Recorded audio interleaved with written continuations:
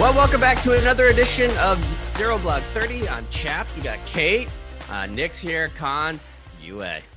Unbelievable. Wow. UA. That's a shame because he texted, hey, I'll be there for sure 100%. And he's not here. He's Classic. He's not here at all.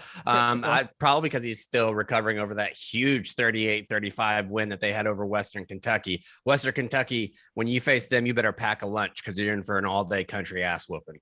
Absolutely. Everybody knows Western Kentucky is the team to beat, I'd say, in the nation out of any division this year, too. Big had him in the top 10. Big upset. Yeah. So that's a big deal. I know we're all following the game very closely, but I don't want to get too into the stats. One thing about those games, though, they are over lickety split because the way that Army plays with just running it over and over again, you blink and the first quarter's gone. Which, thank God, I have to say. But I will say, after having gone to the Army Navy game at Army last year and Cons show me around, I get the hype. Like, it is genuinely awesome to actually be there. Give me a helicopter flyover. Get them up. Okay. It's a 23-year-old Kate appearance. Yeah, it's a good time. Pretty cool. But I get the hype. I think it's a neat thing. You're a little embarrassed. You said get them up, huh? I am. Yeah, you got red-faced a little bit there. It's fine. We're not even going to acknowledge it. We're just going to move right past it. There's all kinds of things going on in my house. One, I'm in the middle of a peanut butter and jelly run like we talked about last time. We're completely out of bread in this house right now. We ran out of jelly. Yeah, it was contagious. I started a peanut butter and jelly English muffin. I toast them, do 2 open facers. I'm out of jelly, dude. I got 2 muffins left, no jelly. Thanks. Story of our life for sure. But this past weekend, we've really focused in my house of like not doing a whole lot, like not trying to be out and about all the time, not trying to constantly do projects.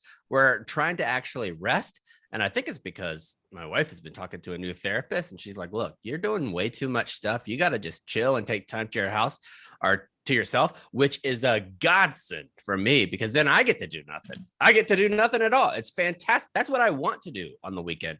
I want to turn on football and just sit there in my office and just zone out. That's exactly what I did this weekend. Just put together my office, did a little painting in here, got rid of the green, got dark purple. Now it looks better. I'm feeling good. I also went back, on my other side of my office, I have the big propaganda wall.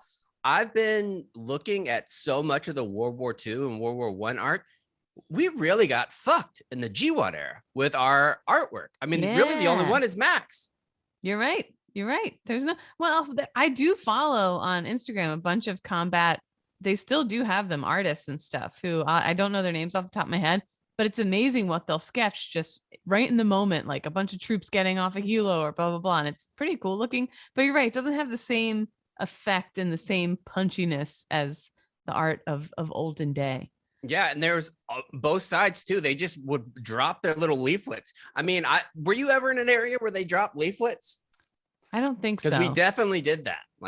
For sure. We did that big time. In Fallujah, they dropped it over and they were like, look, if you're outside and you're a military age male and it's dark, you're going to die.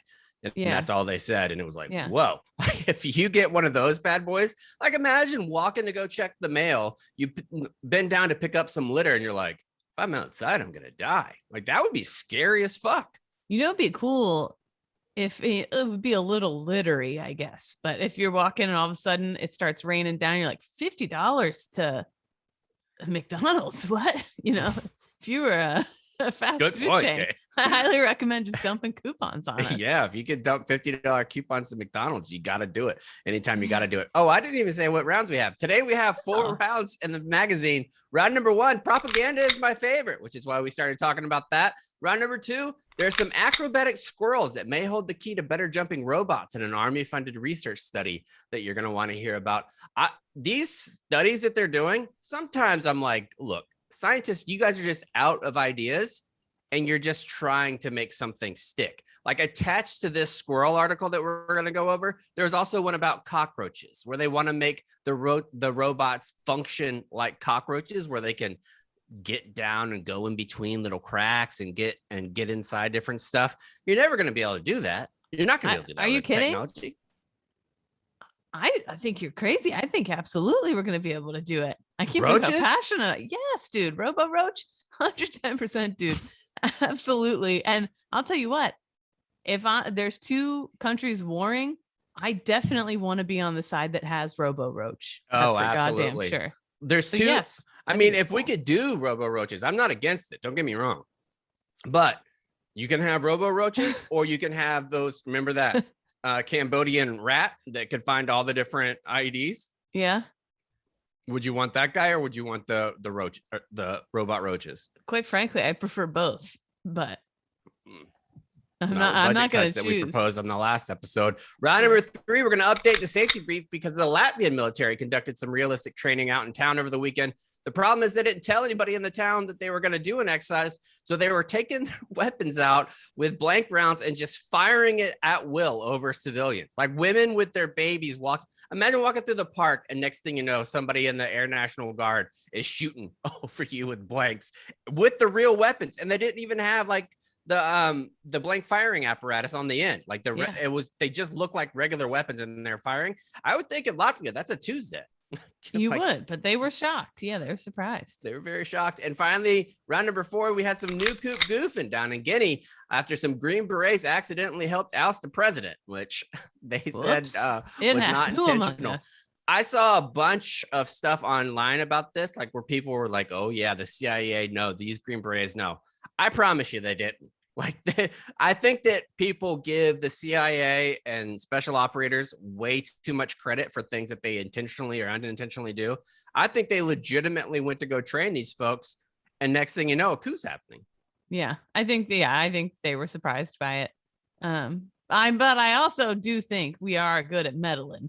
But I don't think in this we're case. Definitely good at meddling.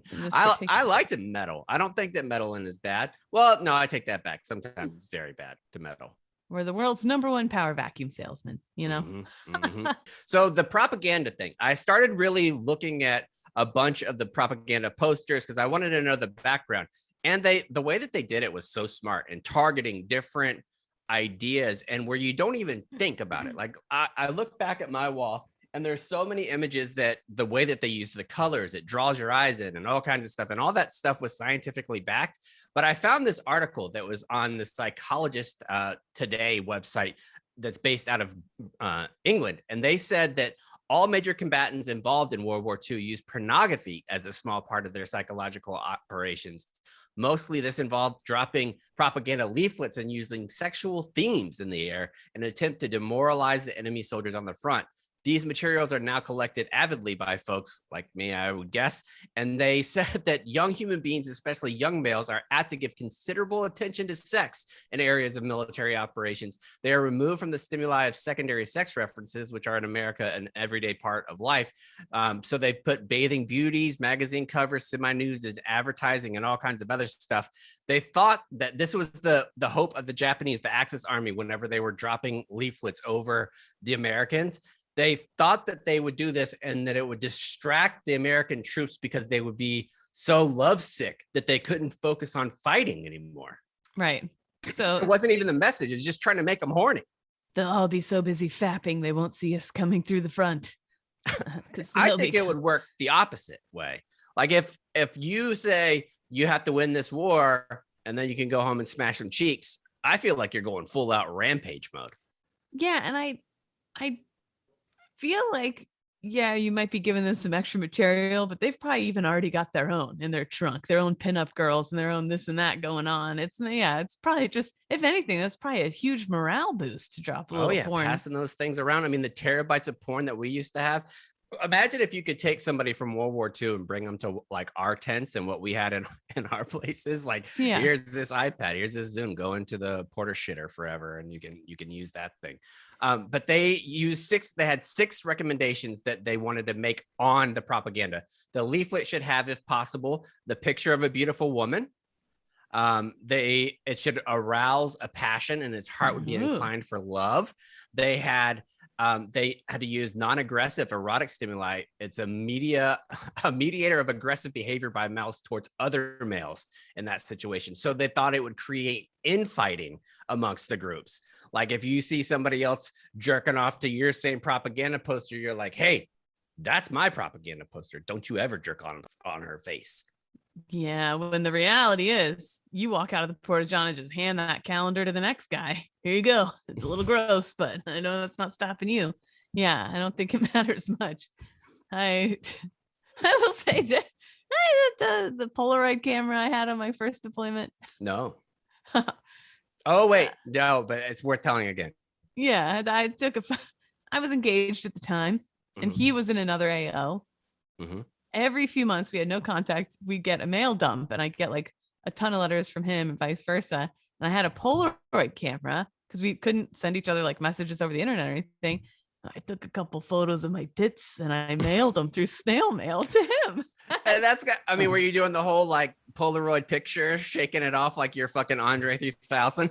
Yeah. And I was like, making sure I was like looking around, making sure nobody came in as I was like, drying the photo off. Because I took it on my little cot, and I don't know how to be sexy. So it's my tits, but it's also my face going like, hey, hello, which is terrifying.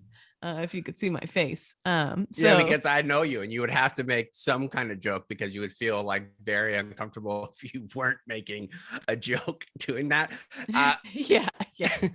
The pictures of folks that are not the pictures, but remembering what folks used to look like in the MWR when the first time that they had access to internet, and they'd be like kind of covering up their computer screen just a little bit, like, oh, I want to see, but I don't want anybody else to see type of situation. And then you'd see somebody full on sprint back to their bunk or wherever they were sleeping that night. Classic deployment stuff. Absolutely. Yeah. Put it in the old spank bank and run. But how did you weren't worried about them checking the mail? Is that something they did? Yeah. Customs, whenever they found out there's a lot of pictures, because I knew MPs that went, and their job was to go through all the different packages that came, like that would come on the base. So they would sometimes they would open it packages, because they would steal shit, those motherfuckers. And they really would. Half the time, like, hey, my mom sent me this package. The only thing missing is the fancy camera or whatever. Yeah, they stole shit all the time. But no, nobody, oddly enough, seems like nobody wanted my weird topless Polaroids because they made it through. And we are divorced. Now. Floating around out there somewhere. Yeah. Sometimes I think about, because also, while I'm just going off on a tangent here, I'm doing a chapska. I once at a bachelorette party at my college rugby house. It was across the street from a jail. And so the joke was the strippers came and they were dressed up like prisoners who had escaped. And it was like, oh, whoa, look, it's not really prisoners. We're naked. And whatever. I had a few drinks. We're all boozing hard. We end up partying with the stripper guys. And maybe one of them has a photo of me flashing. Okay. There's that. There's the Polaroids. There's whatever. I have probably a healthy amount of my tits floating around out there. Yeah, but I would think living in New York, that happens anyways. Like if you're just a woman who lives in the city, there's got to be some type of voyeur somewhere. Like with the amount of perverts that live in New York and Brooklyn and Queens where you've lived, there has to be somebody who was a voyeur at some point. Well, that's too, like my last apartment was a studio. So my bedroom was my living room, was my everything. And 2 huge windows that looked right out to the subway trains. And what am I going to do? Just shut my shades every time I'm trying to live in my apartment? After a while, and you could see the whole city you just stop caring. I walk around here without my shirt on all the time. I mean this with 100% of my soul. If I took a picture of my tits right now and they're like, guess what? They're going up in Times Square, baby. I'd be like, all right, fuck it. Put them up, man. Use my face in there too. I could not care less about this is a long rant. I'm just so over. No, I think, and once you're a mom, I would imagine it's even less, because then it's not even like, you're not even viewing them as like a sexual thing anymore. It's just like, these are things that I have to use. Close, yeah. I always wondered though, and I never had the courage to ask my wife about this. Nick, you might be able to chime in here too. What's the deal with not cleaning the old nipperoons before we do a little breastfeeding? Like you wash your hands before you eat. Do we need to wash them up just with a moist towelette? No, I'm not flipping through my phone with my nipples, chaps. I'm not like picking up a hoagie with them or something. I'm not. They're just tucked away. Just doesn't seem that sanitary to me. Should I dunk them before maybe dunking them? Maybe. Yeah, or a UV light.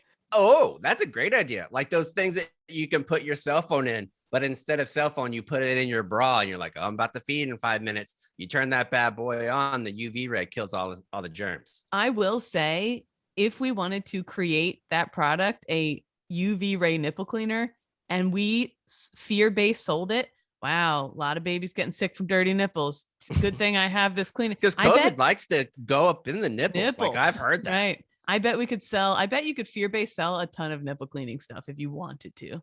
I mean, you could target anything to new parents and they're like, oh yeah, and they're gonna definitely need that. But there is some things that if I would have had that little Keurig baby formula maker, no free ads. Oh my God, man. Yeah. I'm gonna pitch the nipple deal to my wife tonight. I will report back on the next episode to see if there's some legs to it, and if so, maybe we just get a. Because you probably never thought about it, Kate, right? Like, has that thought gone through your head? Like, what if I have bacteria laden nipperoons? Well, guys, we're talking nipples here for a second. In the beginning, when I was in a lot of pain, they sell all sorts of nipple ointments. Oh, yeah. But you have to make sure the nipple ointment is safe for the baby. Okay. But it's like straight up lanolin. And I'm like, and I was like slathering it on. And I'm like, am I sure my baby should be eating so much extra lanolin for you? Yeah. I'm making them extra slap. Yeah. That's what I would do. I had an old spatula that I would slap them on there. Well, so then anyway, then somebody told me you got to get these silver nipple hats. They look like two little top hats, like top of the day. They're for your nipples. Apparently it helps with the cracking and the bleed. Your nipples crack and bleed and shit when you first are breastfeeding. It's a nightmare.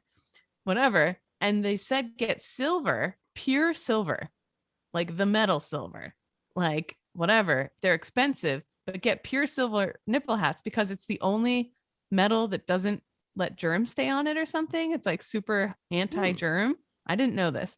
So I had straight up silver nipple hats that I wore. Then the company mails me and they're like, if you want to turn these into a cool ass necklace, let us know.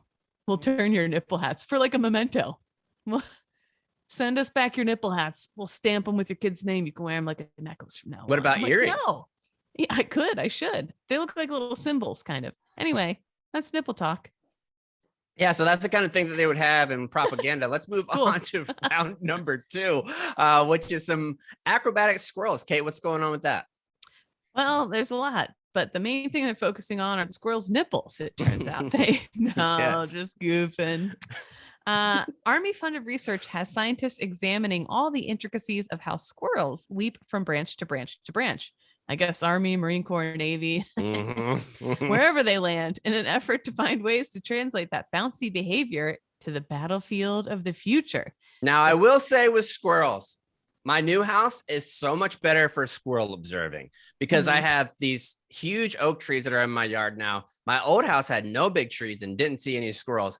I've been paying attention to these squirrels around my house, and the way that they move, all nimbly pimbly, is unbelievably smooth. Like they just hop from branch to branch like it's no big deal. They're like 60, 70 feet up in the air. Cruising. Oh yeah. They don't give a fuck. They'll swirl up any tree and they go underground. They're everywhere. The tiny little holes. And they talk. I didn't know that. One yelled at me. You remember that video?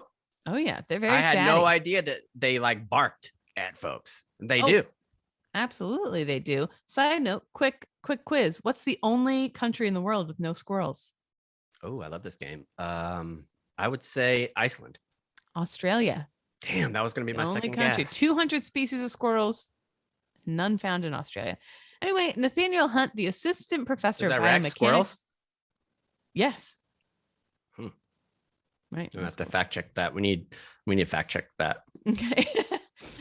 Nathaniel Hunt, the assistant professor of biomechanics at the University of Nebraska, are working with Dr. Lucia Jacobs, a professor of psychology, and former UC Berkeley doctoral student Judy Jin to study cognition in wild campus squirrels and tie that with studies of biomechanics. Because there's regular squirrels and then there's college campus squirrels. Right.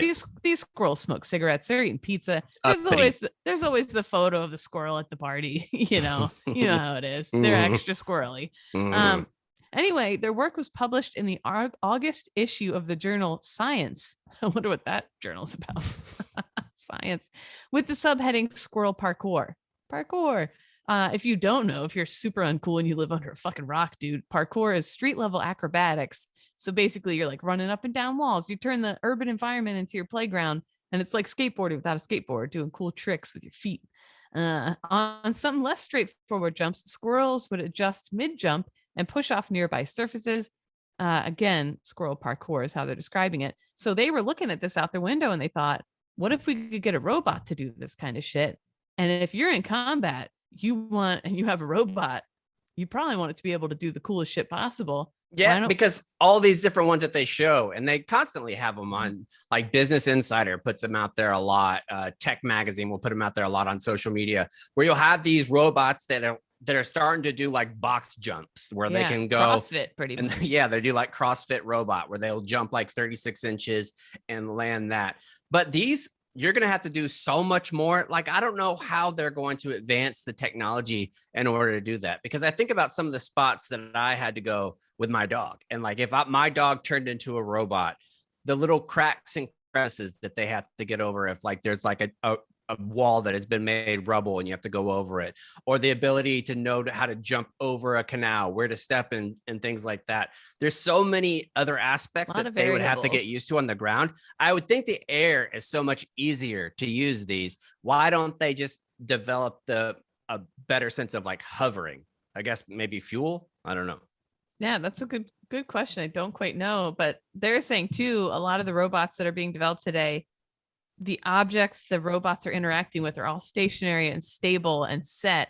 And looking at the squirrels made them realize, because they set up all these little tests for the squirrels out in like the courtyard of this one university where some of the branches were stronger or weaker, blah, blah, blah. And the squirrels always adapted and were still able. None of them fell. They had super sharp claws. So they were saying like of 100% of the obstacles they set up, no squirrels fell because their claws were so sharp, blah, blah, blah. So that they want to start developing robots where the materials the robots are interacting with are not stationary. There's always something different and unpredictable that the robots will have to react to in like an instant time. So they should make them do that Japanese game show Wipeout. Honestly, yes. I mean, if you could do Wipeout, then you can go to war. Yeah, I would watch the shit out of that, to be honest with you. So yeah, interesting stuff. Nick, what's the fact check there? So the fact check is that there are no squirrels in Australia. So there are none. However, there have been a ton of, I guess, attempts to import them, but they have been unsuccessful. There are people claiming, I'm in a few forums, I've gone down a huge wormhole here, that they have seen squirrels, but then there's arguments against that those are actually possums. So there's a huge possum to squirrel debate going on. I'm in the middle of it right now. Okay. I can report back on this as well, but no squirrels in Australia from what I'm taking from my information. What about Iraq? I can get on that as well. Okay. I bet they're out there. Can I say, well, this is a tangent episode. I'm going off on tangents. If I was someone, you know how sometimes people do something crazy or bad just so they have a sense of, they feel powerless in life and they want to be like, I did that, like whatever. It's wrong and it's bad. But if you did it Secret Squirrel, it has to be pretty cool. Like, see that news story about the squirrels invading Australia? I fucking did that. Oh yeah, being involved in some kind of scheme where you bring an invasive species into something would be a thrill of a lifetime. I mean, imagine if you were the person that brought those Asian carp into like the Mississippi and it's taken over everything, or if you're the first person to put a reticulated python into the Everglades, and next thing you know, they're everywhere. You can't get away from them. Big dick energy to sit at the bar, look to your left and right, take a drag of cigarette and be like, you know, the pythons in the Everglades, that was fucking me, man. I started that. You know, like there's some kind of big dick energy to it. Same thing with a fire. It's like, wrong. I think if I could burn down, let's say 100,000 acres and nobody got hurt, I would do it in a second. Like, I mean, if I knew, because I've started one fire in my life and it was an accident. So when I was little, I had a bottle rocket and me and my friends were playing. It was on one of those streets that, you know, when you're rollerblading and it's a brand new blacktop. Oh yeah. And there's just nothing like it. I had brand new rollerblades that had like the actual hockey wheels on it where you could stop faster and go back and forth.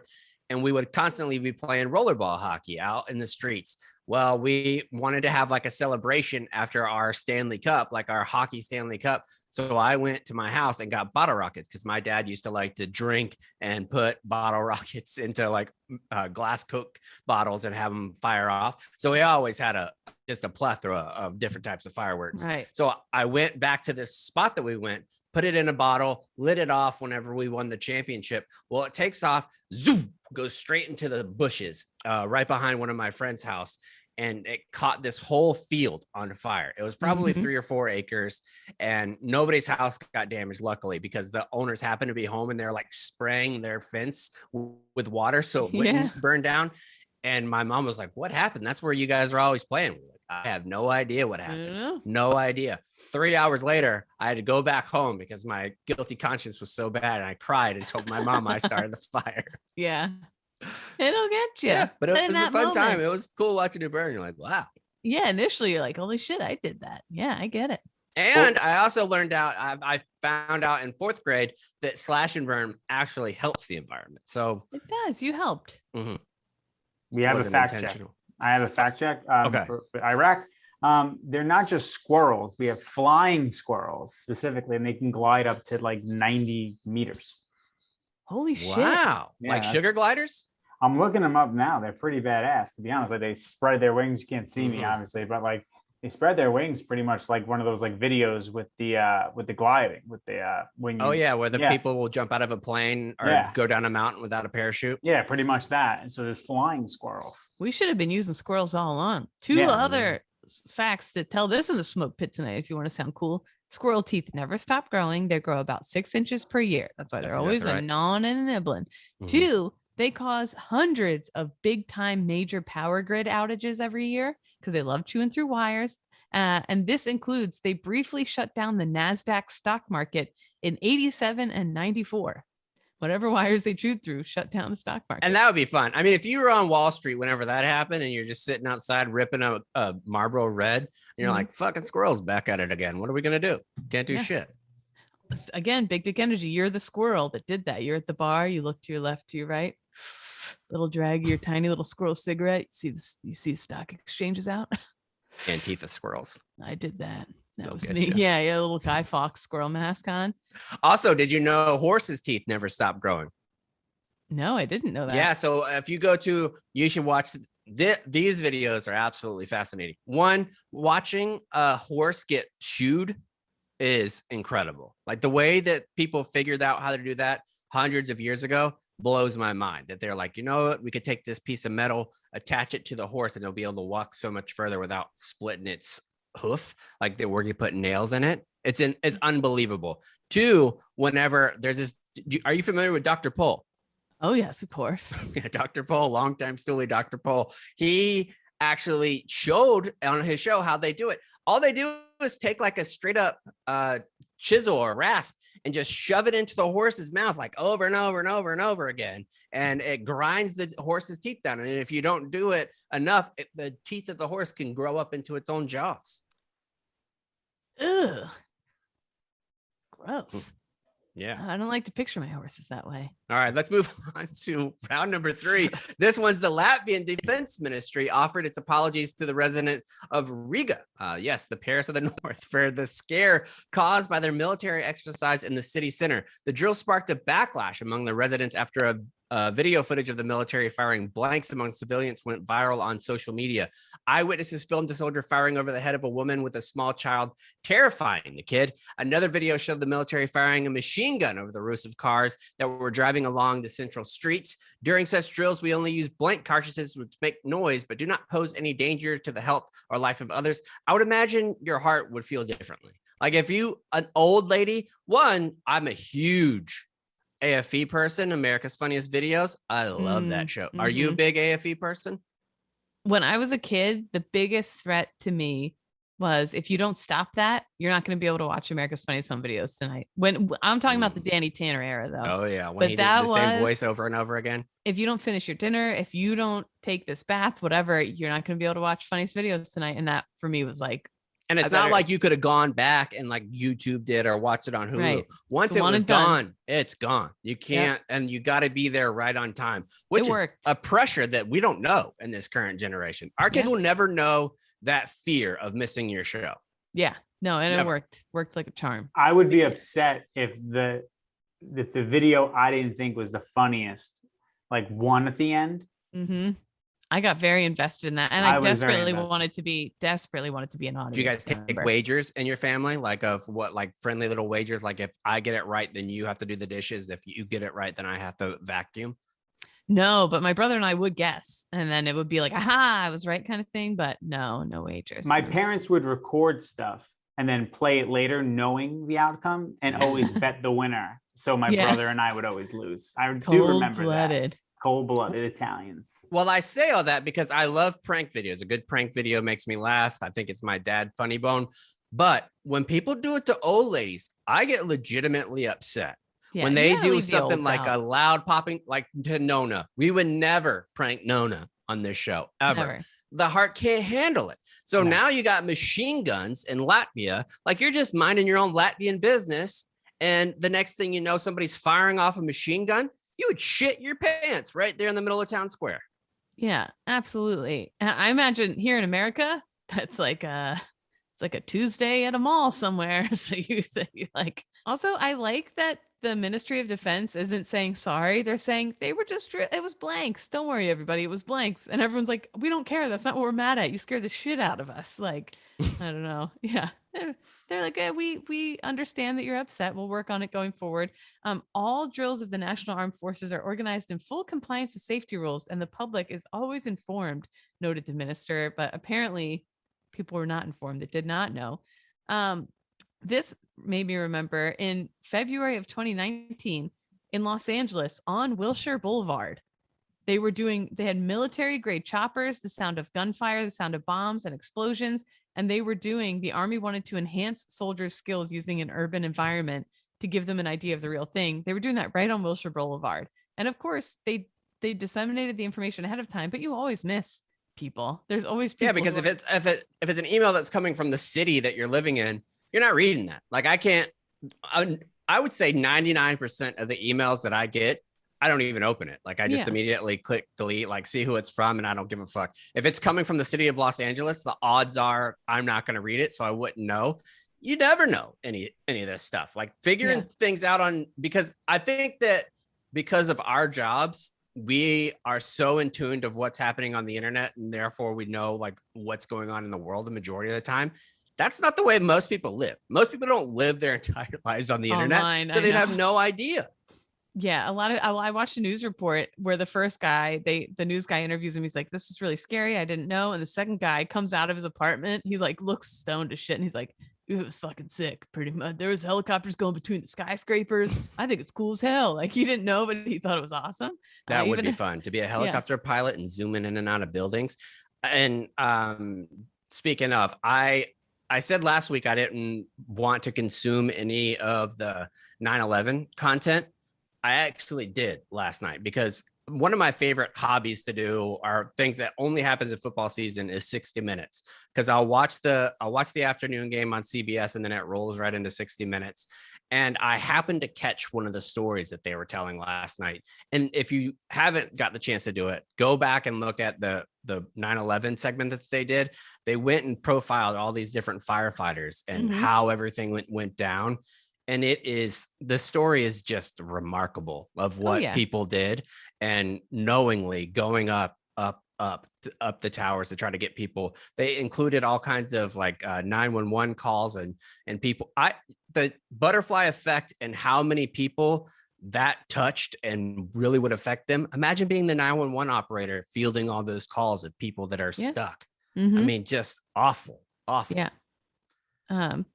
The stories of that are absolutely incredible. That turning point too, the stories they told of just people helping each other out those firemen who they knew and they still kept going to help people. It's pretty incredible. And the phone operator was like, the woman that was on the tower, she was like, I want you to call my mom and tell her that I love her. Call my husband, tell her that I love him. And the operator was like, I'm not going to do that because you're going to be fine. You're going to be fine.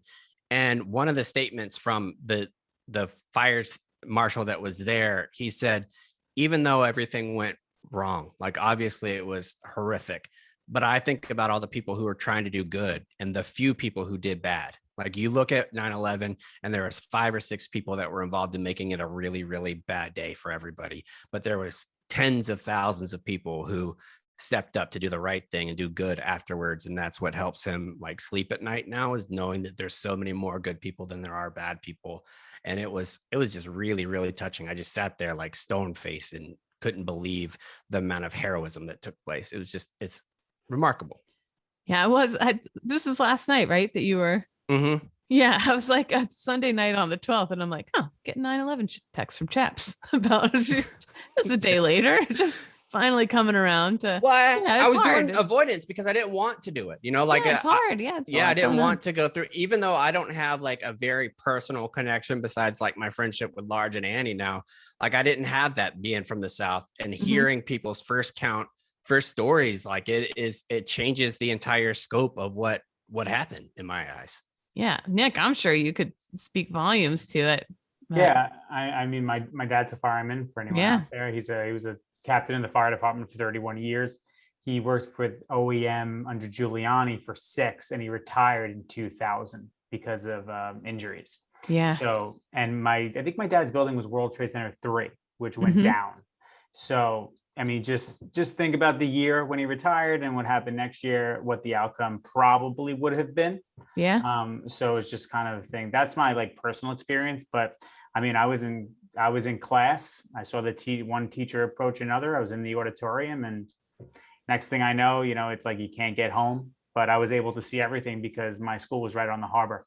So wow, yeah, pretty, just sewed into your mind. My brother actually called me yesterday. He said, I never actually asked you where you were. So we had about a 30-minute conversation. We never actually spoke to each other about where we were on that day. I'm sure it was a whirlwind, especially living up here. Yeah, he was in the city because he went to Fordham. He was at Lincoln Center before he transferred over to Rose Hill. So pretty wild. But yeah, just my dad being a captain in the fire department definitely hits home. Mm-hmm. Oh, I'm sure. And I thought about it last night because we talked about it too, like where we were, and Elise and I went over it. And people are judged because of that, the way that everything went down. Everyone around our age remembers exactly where we were at, the conversations that were happening. Her geometry teacher said, I'm going to turn off the TV because your geometry test is more important than what's going on right now. Like, imagine having a classroom of children knowing that this singular event is going to shape the next 20, 30 years of foreign policy in the United States. And you think that your little geometry proofs are more important, but you had no idea the scope of everything in the moment either. Yeah. It's crazy. Nuts. Yeah, that's crazy. Also, our next story is crazy because the Green Berets back at it again. It feels like every time the special operators are at a story lately, it's like what the fuck is going on here? Like, what are we doing here? Yeah, I would love to like sit in warm and see where we have everyone right now, like to have that top secret clearance and be like, because half the time I read these stories and I mean, I should be more informed, but I'm not. And I'm like, I didn't know we were there. Oh, yeah. I mean, the president didn't know. Like whenever Biden gave his speech and he talked about being done with Afghanistan, he's like, the first time that Americans don't have troops in combat. And people are like, oh, we got people in Iraq still. We got people in Syria, the Horn of Africa. We got Ethiopia. We got Somalia. We got Guinea. We got all kinds of places in Indonesia. Folks are all across the globe still fighting in operations. But because it doesn't have like a campaign name, I guess it makes it a little bit different. But we do send folks all across the world to train different groups. I mean, in Okinawa, it was very, very common to go to Thailand and train some of their Thai Marines. Mm-hmm. And you would go to Australia and help with their Royal Marines there. Same thing with England. And we do back and forth training. You train with your allies across the different scopes, even if they're not like huge partners. Like, I can't imagine the economic prowess of Guinea matches up with the United States, but we do send folks to help them learn if they need to do some type of quick response force or quick reaction team type of shit. And Kate, walk us through what was going on here in Guinea. Yeah. So U.S. Army Special Forces troops were training special operations troops in the West African nation of Guinea when the Guineans left the training to take part in a coup organized by their commander. guys, where you go? The Guinean Special Operations Troops stormed the presidential palace of the capital, Conakry, placing the country's president, 83-year-old Alpha Condé, under house arrest. What a name for a president, Alpha. Wow. Under house arrest at an undetermined location. A few hours later, Colonel Mamadi Doumbouya, the commander of the Guinean Special Operations Forces, announced the coup and the suspension of the country's constitution. Doumbouya was well known to the Americans as he had participated in several joint American-Guinean exercises. He was the former officer in the French Foreign Legion and at one time a close ally of the deposed president. Once the coup took place, the American Green Berets from the 3rd Special Forces Group quickly suspended their activity and moved with Guinea security personnel to support. They headed to the embassy in the capital. The Green Berets have been there since mid-July doing a special forces troops training, like you said, Chaps, doing training with them on behalf of Doumbouya. I guess he brought them in to help train or whatever, but they had no idea that he was going to do a coup while they were there. Apparently, the Guinean troops waited until early Sunday morning while the Americans were sleeping before slipping away and lots of stuff happening capital. In the world when folks are sleeping, Kate. We're leaving Kabul whenever people are sleeping. We're leaving Bagram whenever people are sleeping. And now they're hitting us with a taste of our own medicine. Once those Green Berets are sleeping, they're like, now it's time to coup. Yeah, apparently Kelly Callahan, a spokesperson for AFRICOM, said the Special Forces troops woke up, realized a coup was unfolding, and said, we should probably go now. This is not great. And the article says that they suspended training. You think? Yeah. Like whenever there's a constitutional crisis, I would imagine doing like quick reaction drills and some dry firing is not exactly important. Yeah, and this is the part that went viral. In a video posted on Twitter, a vehicle with American Green Berets is seen trying to navigate the throngs of people flooding the streets of Conakry. I'm probably saying that all wrong, blocking traffic. Guinean troops are seen attempting to wave the people away. At first, when I first started watching the video, I was thinking of Black Hawk Down. I was like, oh my God, these troops are stuck in this city with people coming at them. However, the mood of the crowd was more celebratory than hostile. There was dancing, shouting freedom as they moved through the traffic. The Americans appeared relaxed and with the windows down, waving to the crowds. One Special Forces soldier in the front passenger seat is smiling and high-fiving passersby while appearing to be capturing footage of the cell phone. Critics of the U.S. say that the behavior of the troops represents a tacit American approval of the coup. Nevertheless, the behavior... I mean, that's just so stupid. What the fuck are they supposed to do? You put me in a parade out of nowhere. I guess I'll start smiling and waving. I mean, you're in the middle of a town. So like that, it's hard to really describe what it is, but it's a scene that is kind of like Black Hawk Down, where you are completely surrounded. No, it's nothing but people are yelling, screaming. You're in a car by yourself. You're one of only 4 or 5 Americans in there, and you have to deal with it when you didn't know. What are you going to sit there like with a Charlie Brown sad face on and be like, no, you can't be doing this. Yeah. You're just trying to do whatever you can to make it out of there, like to survive, even if it is peaceful. Those crowds, big crowds like that can go from peaceful to violent in a second. Yep. All I'd be thinking is keep everybody happy, keep everybody happy, keep everybody happy.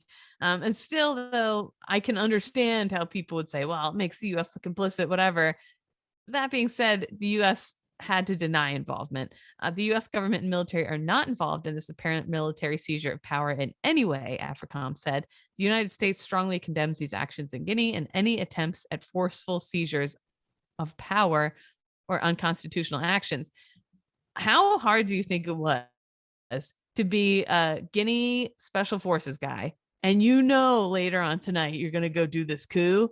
But you've been getting really buddy with the American Special Forces guy, and in the smoke pit, you want to tell them so bad. Oh, they had to suspend drinking because if you're getting down on some hooch and you're just sitting there talking, you guys are spilling the old beans that you're going on a coup soon. You'd have to. I mean, especially I can't. Special Forces, guess what? We finally get to use the cool rope thing tonight, man. A coup. And also, what's going on with military intelligence? Like, you would think they got to know this.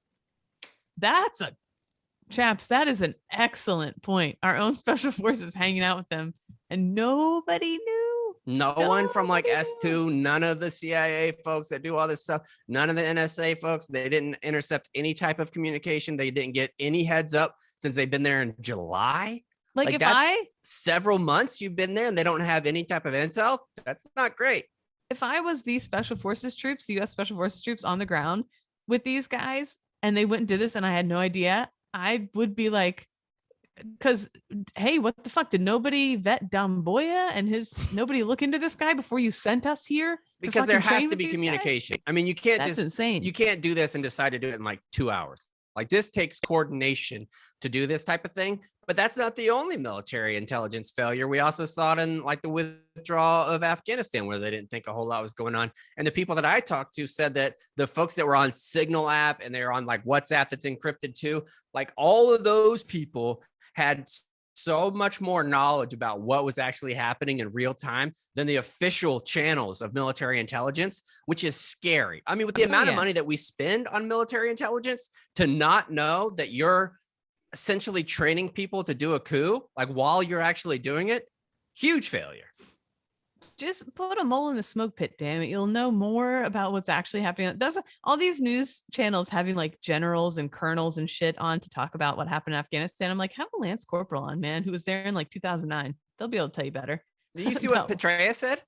Nope. But like your response is probably perfect because you've stayed away from it. I read the article from Petraeus talking about we should have spent more time in Afghanistan, than we will probably need to go back and spend more time there. It's like, Petraeus, read the room, dude. Nobody's trying to hear from you right now. Yeah. Nobody. No one at all. Why would you even suggest? Every one of those major generals that was involved in all those decisions needs to have like a 5-year period where they just have to shut the fuck up. Like, just shut up. Where even Lance Corporal can tell him to shut the fuck up. Right. Like, hey there, Petraeus. Remember whenever you were actually leaking classified documents to your girl that you were putting it in our butt cheeks? I don't know if anal is actually true, but it might not be true. I mean, if you're going to leak classified documents, you're not doing that for missionary. No. Well, that's a great point. That's a great point. It's got to be something special. I'm not going to speculate, but I will say, I'm just going to throw it out there. It's probably, that has to be reverse cowgirl level. Oh, easily. Maybe even some Amazonian pagan. Absolutely. Petraeus, big peg guy. Huge. That's fine. No, we don't judge that. Don't leak documents. We don't judge that at all. If you want to get pegged in your own home, you can go with the cross-country mortgage. It's much like us here at Barstool, a people first group. They're dedicated to the fundamentals of mortgage lending, which is fast and convenient and a stress-free financing and refinancing experience. That shit is stressful. Like go through your which chaps. The pegging. That mortgage. Yeah, yes. True. When I was buying a house, the amount of paperwork that you have to get from folks, it'll blow your mind. And it is super stressful. If you have a firm like Cross Country Mortgage, they're going to help you out with that because the rates are at an all-time low. They may never get this low again. Call today for a fast, free rate. Our partners are going to save you a lot of money. Call today. Our friends at Cross Country Mortgage will give you a free home valuation that is free just for calling. Go to crosscountrymortgage.com/barstool to learn more about your future home buying experience or refinance your current mortgage. Cross Country Mortgage LLC NMLS 3029. All loans are subject to underwriting approval. www.nmlsconsumeraccess.org. Let's move into a little bit of save rounds and alibis. Kate, we'll start with you.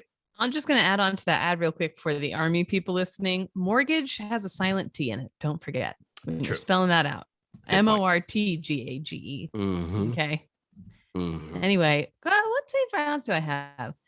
I am still, you think 6 months, the baby is going to be 6 months old soon, which is blowing my mind. Holy shit balls. Wow. But it's still like a blur. It's like, I look at the weekend, I'm like, what did I do this weekend? Like you're still not getting any sleep.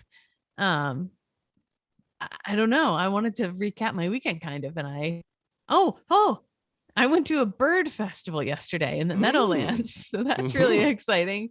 Nice. You're taking Cash to all kinds of stuff that he's never going to remember at all. Like I see you on big boardwalks and you're like, check this out, buddy. He doesn't know what's going on. I tell myself that somehow it will all expand his little baby frame of reference.